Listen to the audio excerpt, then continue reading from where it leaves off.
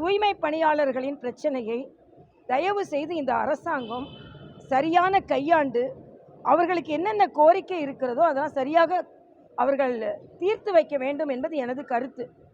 நீங்கள் பார்த்தீங்கன்னா இந்த தூய்மை பணியாளர்கள் மட்டும் இல்லை, இப்போ இடைநிலை ஆசிரியர்கள் போராட்டத்தில் ஆரம்பித்திருக்கிறாங்க. ஆக எல்லோருமே அங்கன்வாடி ஊழியர்கள் ஆக எல்லோருமே போராட்டங்களை ஆரம்பிக்கும் பொழுது இடைநிலை ஆசிரியர்களுக்கு கொடுத்த வாக்குறுதி நிறைவேற்றப்படலை. தூய்மை பணியை நான் கேட்குறேன், நீங்கள் எதிர்கட்சியாக இருக்கும்போது என்ன செஞ்சீங்க, என்ன சொன்னீங்க, அதையாவது நிறைவேற்றணும்ல. இப்போ எதிர்கட்சியாக இருக்கும்போது தூய்மை பணியாளர்கள் தேவையானவர்களாக இருந்தார்கள், இங்கே தேவையற்றவர்களாக இருக்கிறார்கள்.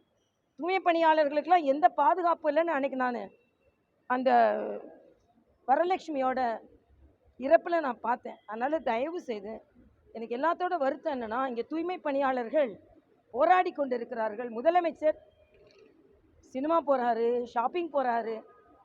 உண்மையில் அவங்களோட பிரச்சனை என்னன்னு கேட்டு தீர்த்து வைக்க வேண்டும் என்று நான் மிக வருத்தத்தோடு தெரிவித்துக் கொள்கிறேன்.